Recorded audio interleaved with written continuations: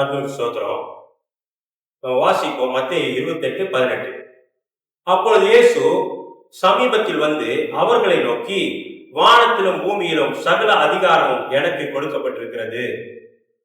கர்த்தர் என்ன சொல்றாரு? சமீபத்துல வந்து வானத்திலையும் பூமியிலையும் சகல அதிகாரம் எனக்கு கொடுக்கப்பட்டிருக்கிறது அப்படின்னு கர்த்தராகிய இயேசு கிறிஸ்து சொல்றதை நம்ம பார்க்கிறோம். கர்த்தர் அதிகாரம் பெற்றவர்களா இருக்கிறாரு.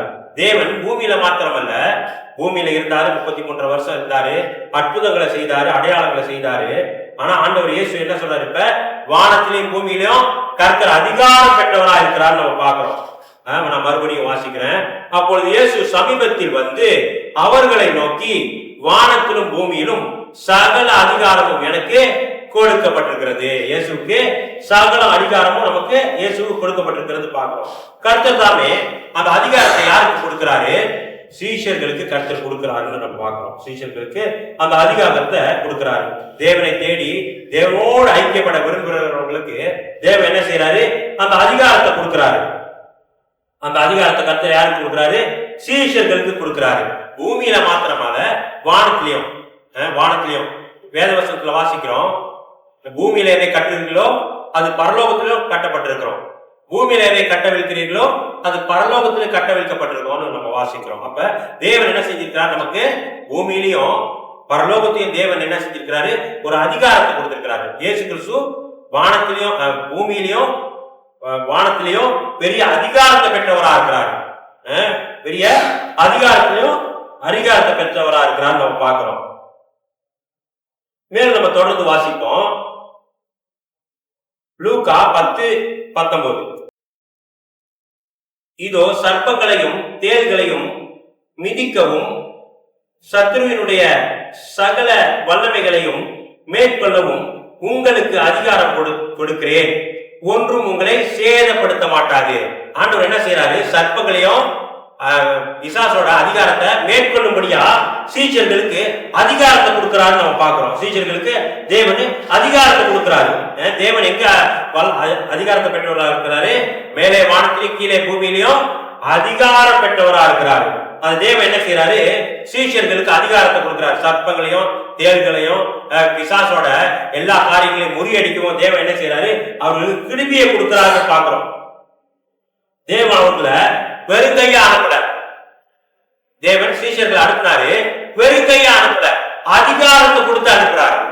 சீஷர்களுக்கு அதிகாரத்தை கொடுத்து அனுப்புறாருன்னு பாக்குறோம். எதிரி தாக்குதலை எதிரி இருக்கிறான். எதிரி என்ன செய்யறான்? பிசாசானவன் எதிரியானவன் நம்ம தாக்கும்படியா வரான். நம்ம கர்த்தருடைய காரியத்தை செய்யும் போது, கர்த்தருக்கு கீழ்ப்படிச்சு நடக்கும் போது, கர்த்தர் செய்கிறதான காரியத்தை நம்ம செய்ய ஆரம்பிக்கும் போது பிசாசு என்ன செய்யறான்? நம்ம தாக்க வருவான். ஆனா தாக்க வருவான் பிசாசு. ஆனால் அதை எதிர்க்கிறதான சக்தியை தேவன் கர்த்தரோட பிள்ளைகளுக்கு கொடுக்கிறாரு நம்ம பார்க்கிறோம். அந்த அதிகாரத்தை கர்த்தர் நமக்கு கொடுத்திருக்கிறாரு. நம்ம நினைச்சுக்கிட்டு இருக்கிறோம் நம்மளால ஒண்ணும் செய்ய முடியாது, நம்ம ஒன்னும் செய்யறதுக்கு நமக்கு பலன் இல்லைன்னு நினைக்கிறோம். ஏன்னா நம்ம சொந்த பலத்துல ஜீவிச்சுக்கிட்டு இருக்கிறோம். சொந்த பலத்துல ஜீவிச்சுக்கிட்டு இருக்கிறோம் நினைக்கிற வரைக்கும் நமக்கு என்ன வராது? ஒரு விடுதலை கிடைக்காது, ஒரு பிசாசை மேற்கொள்றதுக்கு ஒரு அதிகாரம் கிடைக்காது. ஆனா நம்ம என்ன நினைக்கிறோம்? கர்த்தராகிய இயேசு கிறிஸ்துவோட பலத்தினால என்னால செய்ய முடியும். தேவன் இப்படிப்பட்டதான காரியங்களை சீஷர்களுக்கு கொடுத்திருக்கிறாரு. சீஷர்களை அனுப்பும் போது வெறுங்கையா அனுப்பல. ஏன்னா சில பேரு அங்க போயிட்டு வாயான்னு சொல்லுவோம், என்ன செய்வாங்க? காசை கையில கொடுத்துட்டு வழி பிரயாணத்துக்கு தேவையான பணத்தை கொடுத்து அனுப்புவாங்க.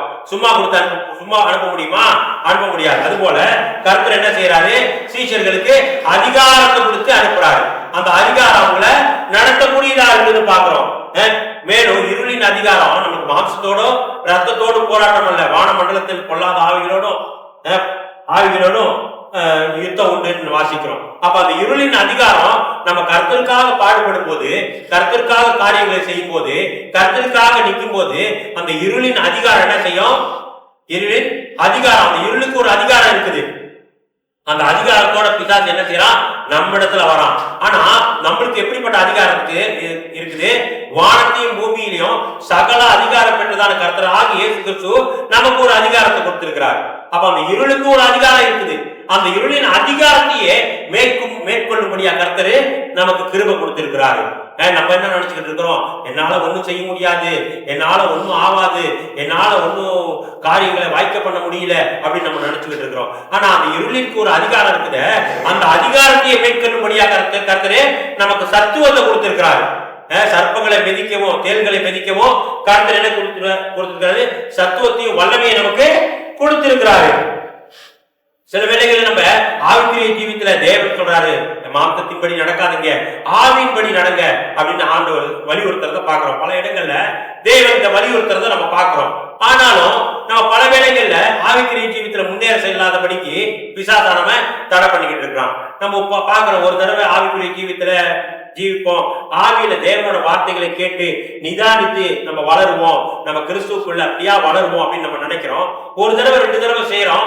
ஆனாலும் என்ன செய்யறோம், மறுபடியும் 3வது தடவை ஐயோ முடியலையா, ஆவிக்குரிய ஜீவித்துல வளர முடியல என்னால, நான் மாம்சத்தின்படியே வேதத்தை வாசிச்சு அப்படியே நான் மாம்சத்தின்படி என்னோட யோசனையை பயன்படுத்தி என்னோட ஞானத்தை பார்த்தியும் கொஞ்சம் நடக்க ஆரம்பிக்கிறேன் அப்படின்னு நம்ம நினைக்கிறோம். ஆனாலும் அதனால பிசாசு என்ன செய்யறான், இது மாதிரி நம்ம ஆவிக்குரிய ஜீவித்துல முன்னேறி செல்லாதபடிக்கு ஆவியில நடக்காதபடிக்கு தடை பண்ணிக்கிட்டு இருக்கிறான். ஆனா தேவன் என்ன செய்திருக்கிறாரு, தொடர்ந்து நம்ம ஆவியின்படி நடக்க, பிசாசை எதிர்த்து நடக்க கர்த்தரே நமக்கு சத்துவத்தையும் வல்லமையை நமக்கு கொடுத்திருக்கிறாரு. இப்படி சத்துவத்தையும் வல்லமையும் கொடுக்கிறாரு. பல வேளைகள்ல சோதனைகள் மேற்கொள்ளக்கூடியதா இருக்கு. நம்ம கர்த்தருக்குள்ள வளரணும், கர்த்தருக்குள்ள பலப்படணும், கர்த்தருக்காக ஜீவிக்கணும் அப்படின்னு நம்ம நினைக்கும் போதுதான் பலவிதமான சோதனை வரும், பலவிதமான கஷ்டம் வரும், பலவிதமான வியாதி வரும். இதோ சளி பிடிச்சி ஒரு 3 வாரமா சளி பிடிச்சி நிக்கவே இல்லை, நின்று திருப்பி தொண்டை கட்டிக்கிட்டு இருக்கு. ஆனாலும் கர்த்தர் நமக்கு ஒரு கிருபையை கொடுத்திருக்கிறாரு. இந்த சளி காய்ச்சல் இந்த வியாதி எல்லாம் கர்த்தரோட காரியத்தை செய்யறதுக்கு தடை பண்ணுகிறது இல்லை. ஏன் தடை பண்ண முடியல, கர்த்தர் நமக்கு ஒரு பெரிய அதிகாரத்தை நமக்கு கொடுத்திருக்கிறாரு. அந்த காரியம் எல்லாம் இந்த உலகத்துல வர்றதான பலகீனங்கள் எல்லாம் நம்ம கர்த்தருக்காக காரியங்களை செய்யறதுக்கு தடை பண்ண முடியாது. ஏன்னா தேவன் அதை விட பெரிய அதிகாரம் கொண்டவரா இருக்கிறாரு. அந்த அதிகாரத்தை நம்மளோட கரத்துல கொடுத்திருக்கிறாரு. தேவன் அந்த அதிகாரத்தை நம்ம கடத்துல கொடுத்திருக்கிறபடினால எல்லாவற்றையும் மேற்கொள்ள கர்த்தர் கிருபை செய்திருக்கிறார். நம்ம பல வேளைகள் ஆவிக்குரிய ஜீவியத்தில் நடக்கணும் அப்படின்னு விரும்பி நம்ம ஆவிக்குரிய ஜீவியத்துல ஜெயம் கொண்டவர்களா காணப்படணும், ஆவியில தேவனோட வார்த்தையை கேட்டு அதை நிதானிக்கணும், அந்த வார்த்தையை நிதானிச்சு அதன்படி விலகி கொண்டு அதன்படி நடக்கணும் அப்படின்னு நினைக்கிறோம். பிசாசு என்ன செய்யறான், பல விதமான எண்ணங்களை கொடுக்குறான். ஆவியை நிதானிக்காதபடிக்கு இருதயத்துல பலவிதமான எண்ணங்கள், கெட்ட எண்ணங்கள், கெட்ட சுபாவங்களை கொடுத்து அந்த ஆவியானவரோட சத்தத்தை கேட்காதபடி தடை பண்ணிக்கிட்டு இருக்கிறோம். ஆனா கர்த்தர் என்ன செஞ்சிருக்கிறாரு, அதையும் மேற்கொள்ளும்படியா நமக்கு சத்துவத்தையும் வல்லமை கர்த்தர் நமக்கு கொடுத்திருக்கிறாரு. நம்ம விசுவாசிக்கணும். கிறிஸ்தவம் சொல்றப்பட்டது, கிறிஸ்தவம் என்று நம்ம சொல்றது விசுவாசத்தினால் ஆனதா இருக்குது.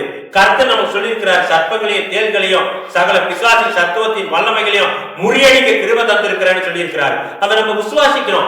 கர்த்தர் எனக்கு கிருபை கொடுத்திருக்கிறாரு, பரிசுத்த ஜீவியை செய்ய கிருபை தந்திருக்கிறாரு, ஆவிக்குரிய ஜீவியத்துல முன்னேறி செல்ல கர்த்தர் கிருபை செய்திருக்கிறாரு, ஆவியில நடக்க கர்த்தர் கிருபை செய்திருக்கிறாரு. நம்ம விசுவாசிக்கணும். கர்த்தர் இயேசு கிறிஸ்து எனக்குள்ள இருக்கிறாரு, பரிசுத்த ஆவியானவர் எனக்குள்ள இருக்கிறாரு அப்படின்னு நம்ம விசுவாசிக்கும் போது நமக்கு ஒரு பெரிய பலம் வரும். ஆண்டவர் எழுத்தின்படி ஒரு பெரிய பட்டயத்தையும் ஒரு கேடகத்தையும் கையில கொடுத்து சண்டைக்கு போன அனுப்பல. கர்த்தர் என்ன கொடுக்கிறாரு, கர்த்தரே நமக்குள்ள இருக்கிறார், கர்த்தரே நமக்குள்ள இருக்கிறார். எல்லா காரியத்தையும் செய்யும் போது இயேசு கிறிஸ்துவுக்கு எப்படி வானத்திலையும் பூமியிலையும் சகல அதிகாரம் அவருக்கு கொடுக்கப்பட்டுச்சோ அந்த அதிகாரத்தை கர்த்தர் என்ன செய்கிறாரு, அவருடைய பிள்ளைகளுக்கு கொடுக்கறத நம்ம பார்க்கிறோம். அவருடைய பிள்ளைகளுக்கு கொடுக்கறத பார்க்கிறோம். மேலும் கர்த்தர் நமக்கு பயப்படுகிற ஆவியை கொடாமல் அப்பா பிதாவே என்று கூப்பிட பண்ணுகிற புத்திர சுவிகாரத்தின் ஆவியை நமக்கு கொடுத்திருக்கிறாரு. இந்த ஆவியானவர் நமக்கு கிரியை செய்யற வரைக்கும், ஆவியானவர் நமக்குள்ள இருந்து கொழுந்து விட்டு எரிஞ்சு கிரியை செய்துகிட்டு இருக்கிற வரைக்கும் எதற்கும் நமக்கு பயம் இல்லை. ஆனா ஆவியானவர் நமக்குள்ள கிரியை செய்யலையா என்ன வரும், பயம் வரும். மனுஷனை குறிச்சதான பயம் வரும், அதிகாரியை குறிச்சதான பயம் வரும், போலீஸ்காரனை குறிச்சதான பயம் வரும், கம்பெனியில வேலை செய்யறோம் அந்த அதிகாரியை குறிச்சதான பயம் வரும்.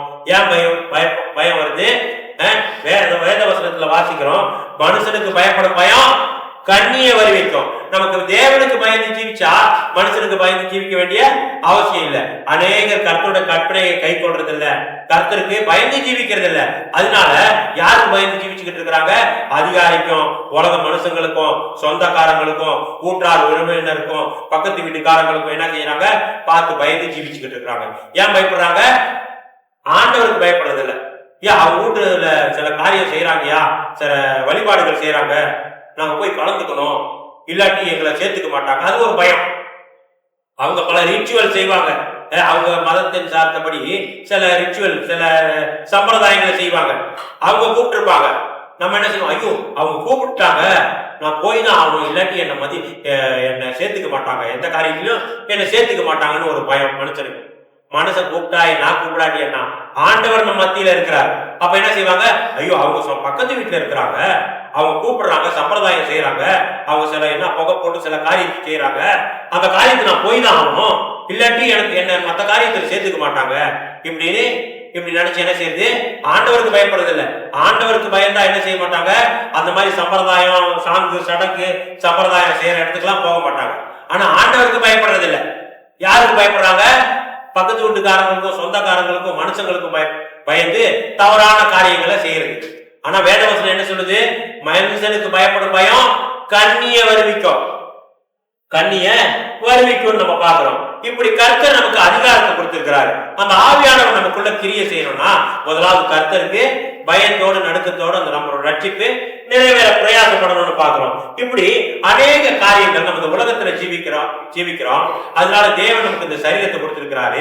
இந்த சரீரம் ஆதாமின் பாவத்தின் நிமித்தம் சபிக்கப்பட்டதா போயிடுச்சு. இப்ப நம்ம என்ன செய்யறோம், இந்த சரீரம் எல்லாவற்றிலும் நம்ம கர்த்தருக்குள்ள வளராதபடிக்கு நம்ம தடை பண்ணிக்கிட்டு இருக்கு. கர்த்தர் ஜெயம் கொண்டாரு. கர்த்தர் இந்த மாதிரி இயேசு கிறிஸ்து இந்த மாதிரி மாம்ச சரீரத்துல இருந்துதான் ஜெயம் கொண்டாரு. இயேசுக்கு ஒரு வித்தியாசமான சரீரம் கொடுக்கப்படல. ஆனா இயேசு கிறிஸ்துவும் நமக்கு எப்படி ரத்தமும் சதையும் இருக்குதோ அதே போல இயேசு கிறிஸ்து ரத்தமும் சதையும் உடையவரா பூமிக்கு வந்தாரு. ரத்தமும் சதையும் உடையவரா இருந்து இந்த கல்வாரி சிலுவையில போய் ஜெயம் கொண்டாருன்னு பாக்குறோம். உலகத்தில் உள்ளதான எல்லா காரியங்களையும் இயேசு கிறிஸ்து ஜெயிச்சாரு. ரத்தமும் சதையும் உடையவரா இயேசு கிறிஸ்து பூமிக்கு வந்து எல்லா காரியத்தையும் வெற்றி சிறந்தாருன்னு பாக்குறோம். அப்ப இயேசு கிறிஸ்து பூமிக்கு வந்து ரத்தமும் சதையுமா வந்து அநேக காரியங்களை மேற்கொண்டு பிதாவாகிய தேவனுக்கு கீழ்ப்படிஞ்சு நடந்தார். வித்தியாசமான சரீரத்துல வரல. வித்தியாசம் நம்மளுக்கு இருக்கிற சரீரமும் இயேசு கிறிஸ்துவுக்கு கிடைச்சதான சரீரம் 2000 வருஷத்துக்கு முந்தி வேற சரீரம்னு நம்ம சொல்ல முடியாது. ரெண்டும் ஒரே சரீரம், ரெண்டும் ஒரே சரீரமா இருக்குது. அந்த சரீரத்துல இருந்து கர்த்தரே பிதாவாகிய தேவனுக்கு கீழ்ப்படிஞ்சு நடந்தார். அப்ப அந்த இயேசு என்ன செஞ்சாரு, சகல அதிகாரம் பெற்றவராக இருக்கிறார். அந்த அதிகாரம் பெற்றதான இயேசு கிறிஸ்து நமக்குள்ள ஜீவிக்கிறார். இந்த அதிகாரம் பெற்றதான இயேசு கிறிஸ்து நமக்குள்ள ஜீவிக்கிறவரா இருக்கிறாரு, நமக்குள்ள ஜீவிக்கிறாரு. அந்த அதிகாரம் நமக்குள்ள கிரியை செய்யக்கூடியதா இருக்கு, கிரியை செய்யக்கூடியதா இருக்குது. அநேக காரியங்கள் வரலாம், அநேக பிரச்சனைகள் வரலாம். நம்ம கர்த்தருக்காக ஒரு காரியத்தை ஜெபிப்போம், அந்த காரியம் நடக்கிற மாதிரி இருக்கும். பிசாசு என்ன செய்வான், நமக்கு அந்த காரியத்தை நம்ம ஆவிக்குரியதான கண்ணுல விசுவாசத்துல பார்க்க முடியாதபடிக்கு வேற ஒரு பெரிதான ஆபத்து காரியத்தை நம்ம கண்ணுல காமிச்சு என்ன செய்வான், நம்ம அந்த ஆசீர்வாதத்தை பெற்றுக்கொள்ளாதபடிக்கு தடை பண்ணுவான். கர்த்தர்கிட்ட நம்ம ஜெபிச்சிட்டோம், கர்த்தர் கொடுக்கிறாரு அந்த காரியத்தை, அந்த ஆசீர்வாதத்தை கர்த்தர் கொடுக்கிறாரு. பிசாசு என்ன செய்வான், பார்த்துக்கிட்டே இருக்கிறான். ஐயோ ஜெபிச்சுட்டாங்க, கர்த்தர் கொடுக்கிறாரு, இந்த காரியத்தை எப்படி தடை பண்றது? அவனால பிசாசுக்கு கர்த்தர் கொடுக்கறத யாராலையும் தடை பண்ண முடியாது, பிசாசால தடை பண்ண முடியாது. ஆனாலும் பிசாசு என்ன செய்யறான், அவிசுவாசத்தை நம்ம இருதயத்துல விதைக்கிறான்.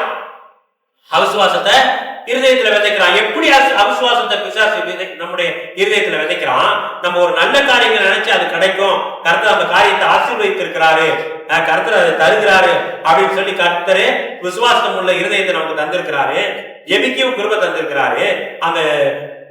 அந்த காரியத்தை பெற்றுக்கொள்வதான நிலவரத்துல காணப்படுறோம். அப்ப பிசாசு பார்த்துக்கிட்டு இருக்கிறான், தடை பண்ண முடியாது. ஆனா என்ன செய்ய முடியும், நம்மளோட விசுவாசத்தை குன்றி போக பண்ண முடியும், விசுவாசத்தை எடுத்து போட பண்ண முடியும். எப்படி அவன் எடுத்து போடுறான், அந்த விசுவாசத்தோடு நம்ம பார்த்துக்கிட்டு இருக்கிறோம். அதுக்கு முன்னுக்கு ஒரு பெரிய காரியத்தை, ஒரு ஆபத்தான காரியத்தை அவன் நம்ம கண்களால பார்க்கும்படியா செய்யறான். பார்த்தோம் நம்ம மனசு என்ன ஆகுது, கலங்குது. அதான் வேதவசனம் சொல்லுது, நீ தரிசித்து நடவாமல் விசுவாசித்து நடவுங்கள், தரிசித்து நடவாமல் விசுவாசித்து நடவுங்கள். நம்ம கண்களால பார்க்கிறோம். அதான் ஆண்டவர் வசனம் சொல்லுது, உன் வலது பக்கத்தில் 1000 பேரும் உன் இடது பக்கத்தில் 10000 பேரும் விழுந்தாலும் அது உன்னை அணுகாது, உன் கண்களால் மாத்திரம் நீ அதை பார்த்து துன்மார்க்கருக்கு வரும் பலனை காண்பாய் வேதவசனத்துல வாசிக்கிறோம். அப்ப நம்ம வலது புறத்திலும் இடது புறத்திலையும் நம்ம ஜெபிக்கிறது கிடைக்காத மாதிரி பிசாசு ஒரு பாவத்தை உண்டாக்கலாம். ஒரு சூழ்நிலை உண்டாக்கலாம். ஆனாலும் நாம் விசுவாசிக்கணும், கர்த்தராகிய இயேசு கிறிஸ்து நமக்குள்ள இருக்கிறாரு. பிசாசு ஒரு சூழலை உண்டாக்கி காண்பிக்கலாம், இந்த காரியம் நீ ஜெபிச்சியா அது கிடைக்கவே கிடைக்காது, நீ ஒரு சமாதானத்தை எதிர்பார்க்கறிய அது சமாதானம் கிடைக்காது, பாரு அவங்களே கிறிஸ்தவங்க தான், அவங்களுக்கு எப்படி ஆயிடுச்சு, உனக்கும் அப்படிதான் நடக்கும் அப்படின்னு ஒரு சூழலை பிதாசெல்லாம் உண்டாக்குறத பார்க்கிறோம். ஆனாலும் ஆண்டவர் என்ன சொல்றாரு, நீ தரிசித்து நடவாமல் விசுவாசித்து நடவுங்கள். இப்படி உன் வலது பக்கத்தில் 1000 பேர் 14 பேர் விழுந்தாலும் நீ கண்களால் மாத்திரம் நீ அதை பார்த்து துன்மார்க்கருக்கு வரும் பலனை காண்பாய். அது போல அப்படி பலவிதமான காரியங்களை பிசாசானவன் காட்டலாம். பாரு, இங்கிட்டு 1000 பேர் விழுந்துட்டான், இங்கிட்டு 16 பேர் விழுந்துட்டான், அடுத்தது நீதான் அப்படின்னு கூட பிசாசு காட்டலாம். அதுக்காக தான் ஆண்டவர் என்ன சொல்றாரு, நீ தரிசித்து நடக்காத, தரிசித்து நடக்காத, விசுவாசித்து நட. அப்ப நம்ம விசுவாசித்து நடக்கும்போது கர்த்தரே என்ன நடந்தாலும் சரி, என்னத்தை பிசாசு என்கிட்ட கொண்டாந்து காட்டினாலும் சரி, ஆனா நான் விசுவாசிக்கிறேன், நான் விசுவாசிக்கிற ஆண்டவரை இன்னார் என்று நான் அறிந்திருக்கிறேன், என் விசுவாசத்தை தொடர்கிறதான ஆண்டவரு தெரியாத முறையில அதை முடிக்கவும் வல்லவராக இருக்கிறார் அப்படின்னு நம்ம விசுவாசிக்கணும். இப்படி அநேக காரியங்களை பிசாசு நமக்கு காண்பிச்சு நம்முடைய இருதயத்தை தேவனிட்டு பிரிக்கும்படியா அநேக காரியங்களை செய்யலாம். ஆனா கர்த்தராகிய இயேசு கிறிஸ்துவுக்கு வானத்திலையும் பூமியிலும் சகல அதிகாரம் கொடுக்கப்பட்டிருக்குது. அதான் ஆண்டவர் சொல்றாரு, பூமியில எதை கட்டுகிறீர்களோ அது பரலோகத்திலும் கட்டப்பட்டிருக்கும், பூமியில எதை கட்டவிழ்க்கிறீர்களோ அது பரலோகத்திலும் கட்டவிழ்க்கப்பட்டிருக்காங்க. தேவன் என்ன செஞ்சிருக்காரு, அந்த அதிகாரத்தை நம்முடைய கரத்துல கொடுத்திருக்கிறாரு, கர்த்தருடைய பிள்ளைகளின் கரத்துல கொடுத்திருக்கிறாரு. நம்ம ஜெபிச்சு எல்லா காரியத்தையும் கட்டும்படியா. அப்ப நம்ம ஒரு காரியத்துக்காக ஜெபிக்கிறோம், பரலோகம் என்ன செய்யுது, அந்த காரியத்துக்காக ஜெபிக்கும் போது அந்த காரியத்துக்காக பரலோகம் ஆமோதிக்க கூடியதா இருக்கு. நம்ம ஜெபிக்கிற ஒரு காரியத்தை, ஆண்டவரே இந்த காரியம் இப்படி பெரிய கட்டா இருக்கு, பிசாசோட கட்டு பெரிய கட்டா இருக்குது கர்த்தாவே, இந்த கட்டை இவங்க இருந்து நிர்மூலமாக்க வேணும் ஆண்டவரே அப்படின்னு ஜெபிக்கும் போது என்ன நடக்குது, பரலோகத்துல அது ஆமோதிக்கப்படுது. நம்ம விசுவாசிக்கணும், நம்ம ஜெபிச்சிட்டோம் கர்த்தர்கிட்ட, நீங்க பூமியில எதை கட்டுகிறீர்களோ அது பரலோகத்துல கட்டப்பட்டிருக்கோம், பூமியில எதை கட்டவிழ்க்கிறீர்களோ அது பரலோகத்துல கட்டவிழ்க்கப்பட்டிருக்கும். நம்ம வாசிக்கிறோம், அது விசுவாசிக்கிறோம், ஜெபிக்கிறோம், பரலோகம் என்ன செய்யுது, அதை ஆமோதிக்குது, ஏற்றுக்கொள்ளுது, பரலோகம் அதை ஏற்றுக்கொள்ளுது. அவன் பரலோகத்தை அதை ஏற்றுக்கொள்ளும் போது இந்த பூமியில் நம்ம ஜெபிச்சதான காரியம் நடக்கக்கூடியதா இருக்கு. ஆனால் பிசாசு என்ன செய்யலாம், ஒரு பாவனை உண்டாக்குறான், அது கிடைக்காது, அந்த விடுதலை கிடைக்காது, நான் இந்த இடத்த விட்டு போக மாட்டேன், இதை பிடிச்சுக்கிட்டே தான் இருப்பேன், இந்த கட்டுல இருந்து ஏதோ இவனுக்கு ஒரு கட்டு இருக்குது, இது ஒரு பழக்கம் இருக்குது, இந்த கெட்ட பழக்கத்தை விட்டு இவனை விட்டு போக மாட்டேன், ஒட்டிக்கிட்டே தான் இருப்பேன், இந்த பழக்கத்தை தொடர்ந்து இவனுக்கு கொடுத்துக்கிட்டே தான் இருக்கும் அப்படின்னு பிசாசு. ஆனாலும் தேவன் பரலோகத்துல அது என்ன, அது அனுமதி கொடுக்கப்பட்டிருச்சு. அப்ப இந்த பூலோகத்துல அது காரியம் நிச்சயம் நடக்கும், அந்த காரியம் நிச்சயம் நடக்கக்கூடியதா இருக்குது. ஆனா பிசாசு என்ன செய்ய முடியும், ஒண்ணுதான் பிசாசால செய்ய முடியும், நம்ம விசுவாசத்தை கெடுக்க முடியும். ஆனா நம்ம தரிசித்து நடவாமல் விசுவாசித்து நடந்தால் அதையும் மேற்கொள்ள முடியும் நம்மளால. நம்ம பல வேளைகள்ல விசுவாசிச்சு நடக்காம தரிசிச்சு தான் நடக்கணும். ஐயோ ஆமாவா, அவங்களுக்கு அப்படி ஆயிடுச்சு, இவங்களுக்கு இப்படி ஆயிடுச்சு, இந்த பக்கத்து அப்படி போயிருச்சு, அவங்க அப்படி போயிருச்சு, அவங்க இப்படி ஜீவிக்கிறாங்க, இவங்க அப்படி ஜீவிக்கிறாங்க. நம்ம என்ன செய்யறோம், கண்களால பார்த்து மற்றவங்களை பார்த்து நம்மளும் கெட்டு போறோம். ஆண்டவர் அதான் சொல்றாரு, என்ன பார்த்து ஓடுங்க, யாரை பார்த்து, இயேசுவை பார்த்து ஓடுங்க. விசுவாசத்தை துவக்கிறோம் முடிக்கிறோம் கர்த்தராகிய இயேசு கிறிஸ்து நம்மோடு கூட இருக்கிறாரு.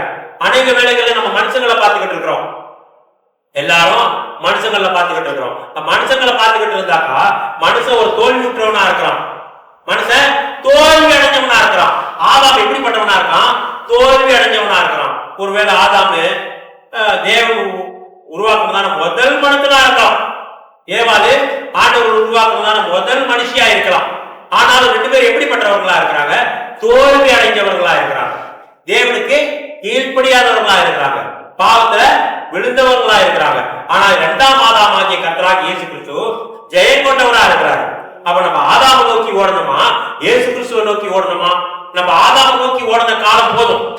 ஆதாம் ஜெயம் கொள்ள முடியல, ஆதாம் ஒரு தோல்வி அடைஞ்சவனா இருக்கிறான், ஆதாம் ஒரு தோல்விக்குரியவனா இருக்கிறான். ஆனா இயேசு கிறிஸ்து ஜெயம் கொண்டவரா இருக்கிறாரு. இயேசு ஜெயம் கொண்டவராக இருக்கிறார். அப்ப இயேசு கிறிஸ்து நம்மோடு கூட இருக்கிறார். புது சிருஷ்டிக்குள்ள நம் கிறிஸ்து இயேசு நமக்குள்ள இருக்கிறார். அப்ப இந்த இயேசு கிறிஸ்துவுக்கு நமக்கு கீழ்ப்படிஞ்சு நடக்கும்போது தேவன் என்ன செய்யறாரு? எல்லா காரியத்தையும் நமக்கு ஜெபிக்கிறதான காரியங்களை வாய்க்க செய்கிறவரா இருக்கிறாரு. நம்ம பூமியில எதை காரியங்களை கேட்கிறோமோ பரலோகத்துல அது அனுமதி கொடுக்கப்பட்டுச்சு. நம்ம விசுவாசிக்கணும். நம்ம ஜெபிச்சுட்டு நடக்குமா நடக்காதா, கிடைக்குமா கிடைக்காதா, போகுமா போவாதா, வருமா வராதா அப்படி நம்ம நினைச்சுக்கிட்டு இருந்தா அது என்ன சந்தேகத்தை காட்டுது, விசுவாசம் இல்லை. ஆனா நம்ம ஜெபிக்கிறதான வேத வசனத்துல வாசிக்கிறோம், நம்ம ஜெபிக்கிறோம் பெற்றுக்கொள்வோம் என்று விசுவாசிக்கணுமா. நம்ம ஒரு காரியத்துக்காக ஜெபிக்கிறோம், அதை பெற்றுக்கொள்வோம் என்று விசுவாசிக்கிறோம்.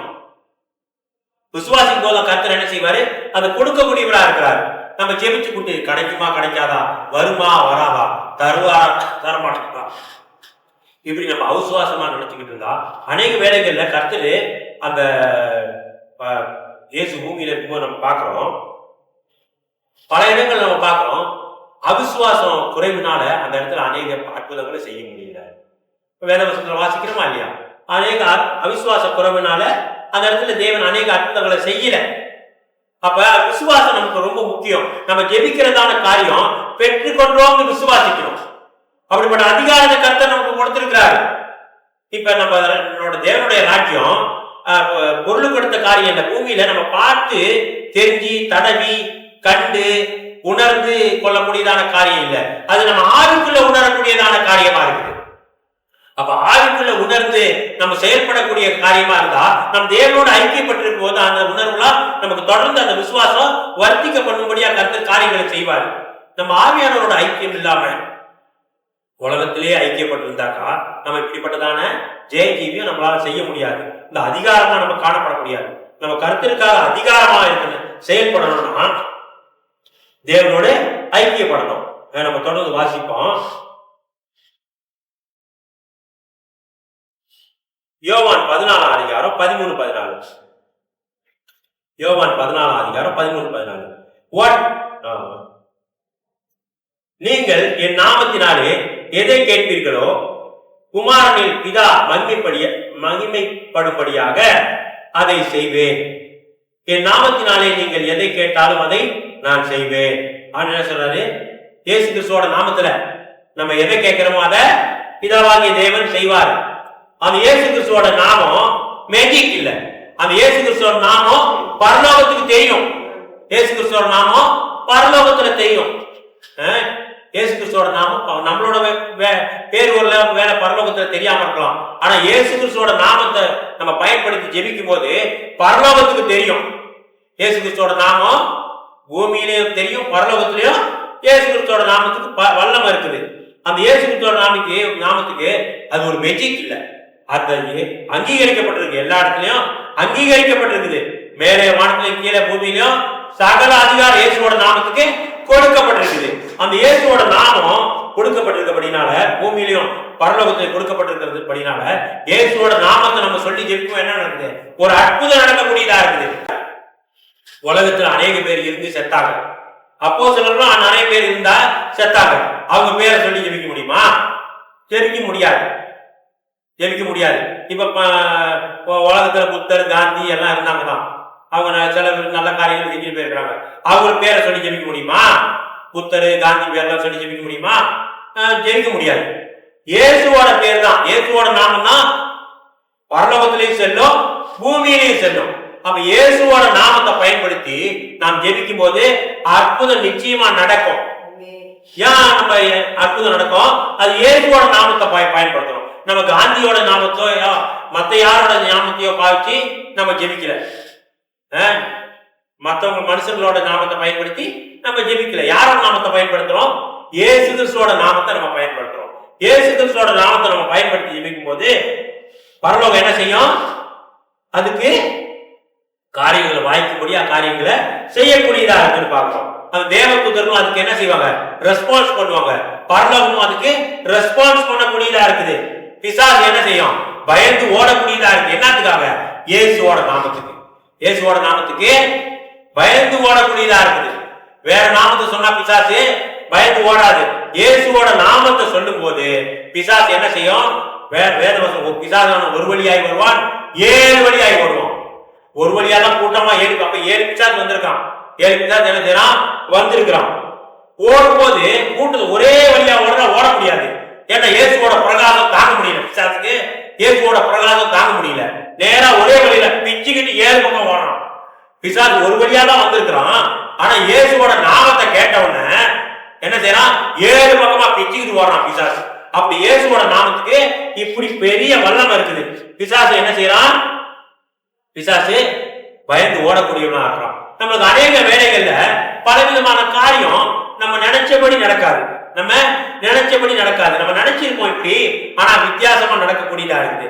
ஆனா இயேசுவோட நாமத்தை சொல்லி நம்ம ஜெபிக்கும் போது அந்த சூழ்நிலை கூட கர்த்தர் மாற்ற வல்லவரா இருக்கிறாரு. நமக்கு வேண்டியது விசுவாசம். விசுவாசம் உள்ள ஜெபம் பிணியாளிய ரட்சிக்கும்னு வேத வசனத்துல வாசிக்கிறோம். விசுவாசம் உள்ள ஜெபம் பிணியாளிய ரட்சிக்கும். நம்ம யாரோட நாமத்தை பயன்படுத்தி ஜெபிக்கிறோம்? இயேசுவோட நாமத்தை பயன்படுத்தி ஜெபிக்கிறோம். இயேசுவோட நாமத்துக்கு பூமியிலும் பரலோகத்திலையும் வல்லமை இருக்குது. பூமியிலும் பரலோகத்திலையும் வல்லமை இருக்குன்னு நம்ம பார்க்கிறோம்.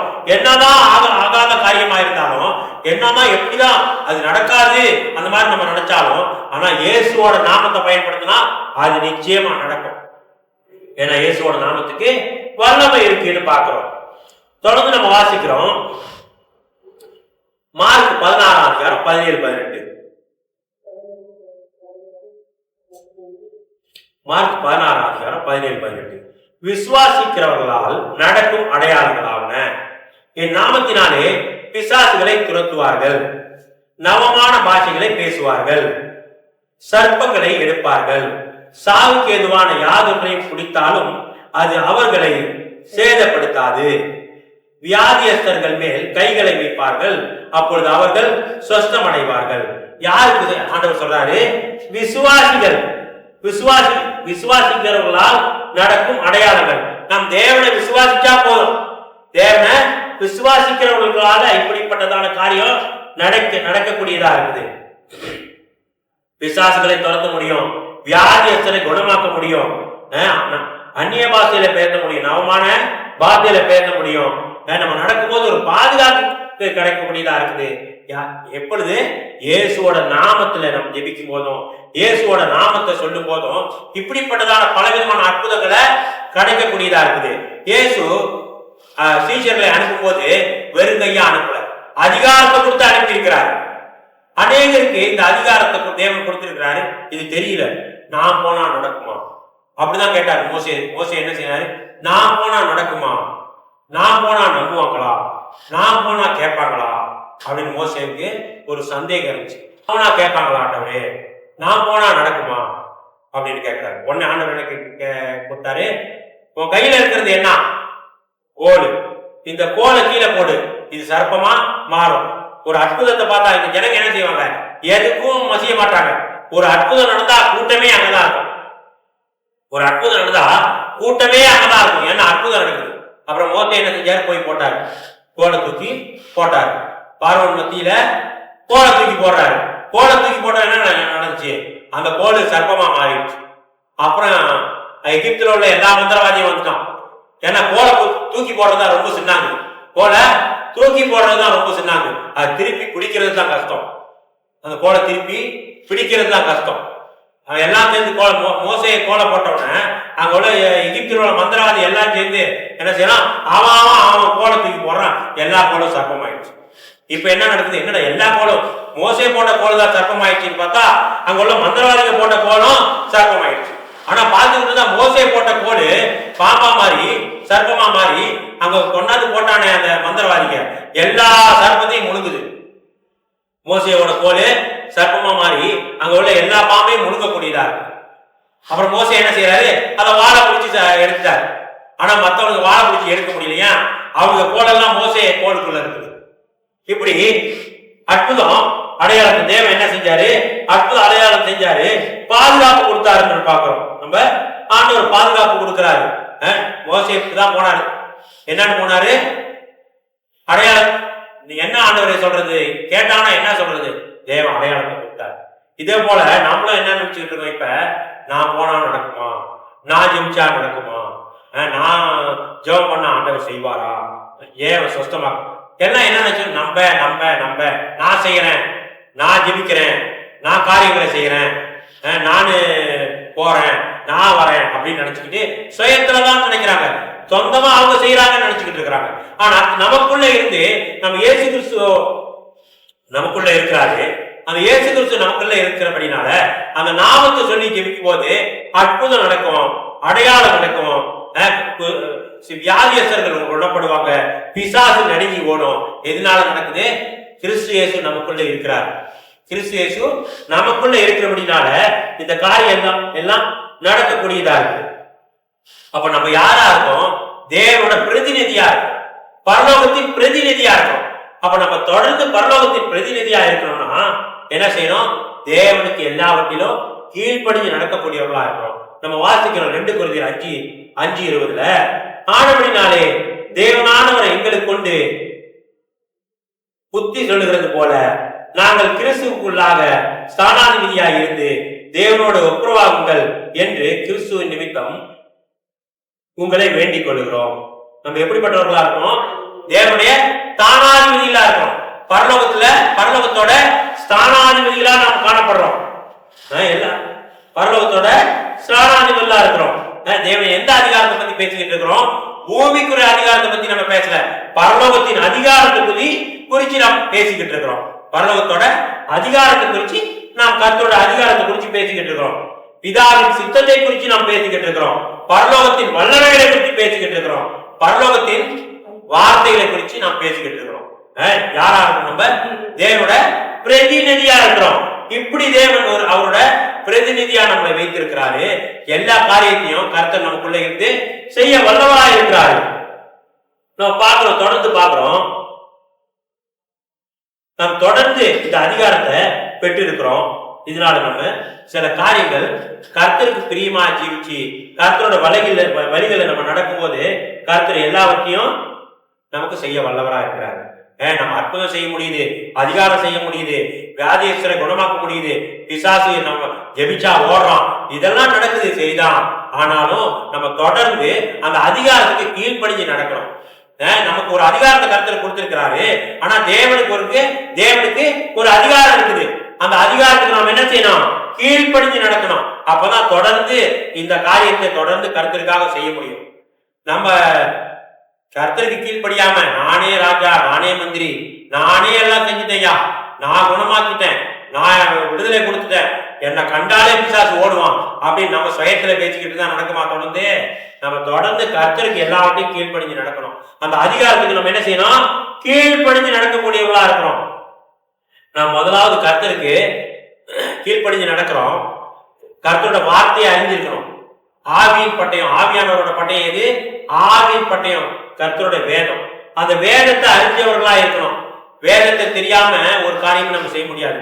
கர்த்தர் கொடுத்ததான வாக்குத்தத்தத்தை அறிஞ்சிருக்கணும், கர்த்தரோட வார்த்தைகளை அறிஞ்சிருக்கணும். இதெல்லாம் செய்யும் போது என்ன நடக்குது? அற்புதங்கள் நடக்குது, அதிகாரங்கள் நடக்குது. கர்த்தரோட வார்த்தை நமக்கு ரொம்ப முக்கியம். இயேசுவோட வார்த்தை, இயேசுவோட நாமம் முக்கியம். இயேசுவோட நாமத்தை பயன்படுத்தி தான் நம்ம என்ன செய்யணும்? எந்த காரியத்தையும் செய்யணும். ஒரு பரிசுத்தமான வாழ்க்கை செய்ய ஆண்டவர் சொல்லியிருக்கார். நான் பரிசுத்தரா இருக்கிறது போல நீங்களும் எல்லா நடக்கலிலும் பரிசுத்தத்தை காத்து கொள்ளுங்கன்னு சொல்லி இருக்கிறாரு. அந்த விசுவாசம் நம்முடைய ஜீவியத்துல காணப்படும். தொடர்ந்து நம்ம விசுவாசத்திலையும் கர்த்தரோட அந்யோன்ய ஐக்கியத்தில் நம்ம காணப்படும் போது தொடர்ந்து கர்த்தருக்கு ஒரு பாத்திரமாக நம்ம காணப்பட முடியும். கர்த்தரோட பாத்திரமா நம்ம காணப்பட முடியும். கர்த்தர் நம்மளோட இம்மட்டும் பேசி இருக்கிறாரு. தொடர்ந்து இன்னும் கர்த்தருக்குள்ள ஜீவிக்க கர்த்தர் கலந்து தருவார். விசுவாசித்து சோத்திரம் பண்ணுவோம்.